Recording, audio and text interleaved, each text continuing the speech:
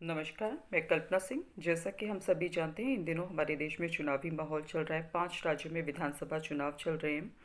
लेकिन आज हम उन 5 राज्यों के विषय में नहीं, बल्कि स्पेसिफिकली मध्य प्रदेश के विषय में बात करने जा रहे हैं।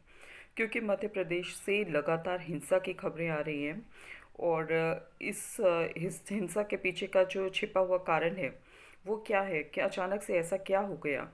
क्योंकि पिछले 2.5 दशक से मध्य प्रदेश में चुनावों के दौरान इस तरीके का माहौल कभी नहीं रहा कि इस तरह हिंसा हुई हो। तो अचानक से ऐसा क्या हो गया? तो इसके ऊपर जब हम विचार करते हैं तो कुछ चीज़ें खुल कर के सामने आती हैं कि मध्य प्रदेश में मामा की जो सरकार है, शिवराज सिंह की जो बीजेपी सरकार है, वो इन दोनों खतरे में आ रही है। और केवल मामा की सरकार ही नहीं खतरे में आ रही, बल्कि दिल्ली दरबार जो है उसका जो एहतराम है वो भी खतरे में आ रहा है। और यही कारण है कि मोदी जी ने इस चीज़ को पहले से ही भांपते हुए अपने जो सारे केंद्रीय मंत्री थे उनको बतौर एमपी थे हैं, वो केंद्रीय मंत्री हैं, एमपी का चुनाव लड़के केंद्रीय मंत्री बने हैं और अब उनको विधायक का चुनाव लड़ा रहे हैं, एमएलए का चुनाव लड़ा रहे हैं मध्य प्रदेश से।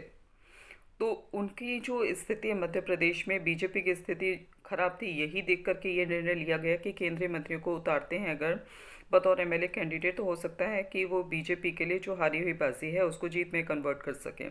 लेकिन ऐसा नहीं हुआ, उनकी हालत भी खस्ता दिख रही है।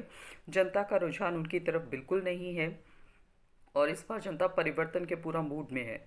तो इस चीज़ को भांपते हुए जो है, अब बीजेपी के कार्यकर्ता से लेकर बीजेपी के मंत्री तक सारे बड़े गुस्से में और बड़े बौखलाए हुए हैं। और उसी बौखलाहट का नतीजा ये है कि ये मध्य प्रदेश के ही छतरपुर जिले का एक इलाका है राजनगर। वहाँ पे जो कांग्रेस प्रत्याशी हैं विक्रम सिंह नातीदार, उनके एक सहयोगी पार्षद की हत्या तक कर दी गई। मामला ये था कि उनको कहीं से भनक लगी कि उनके इलाके में जो बीजेपी के लोग हैं वो जनता को विभिन्न तरीके से प्रलोभन देने का प्रयास कर रहे हैं, जिससे कि चुनावी नतीजों को प्रभावित कर सकें और उनका ये जो वोट बैंक है, उनके जो वोटर्स हैं वो बीजेपी के पक्ष में मतदान करें।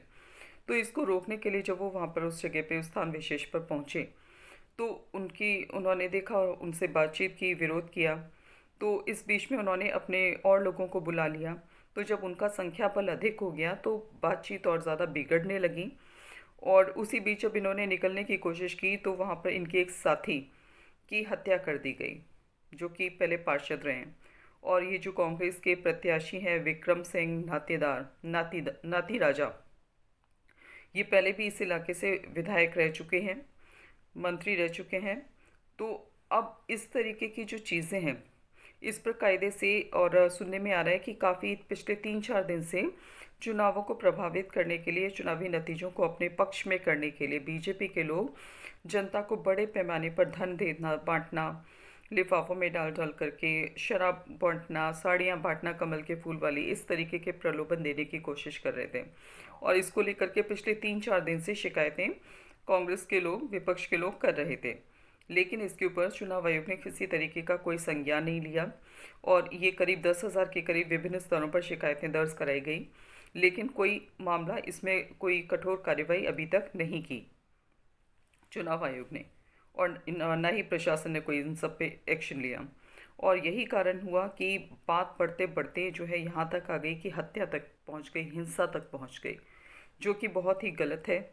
और इस तरीके से अगर चुनावों में हिंसा होने लगे तो कहीं ना कहीं इसका जो मतदान की संख्या है, वोटर्स की संख्या है, वोटिंग परसेंटेज है, वो भी इससे प्रभावित होगी बुरे तरीके से।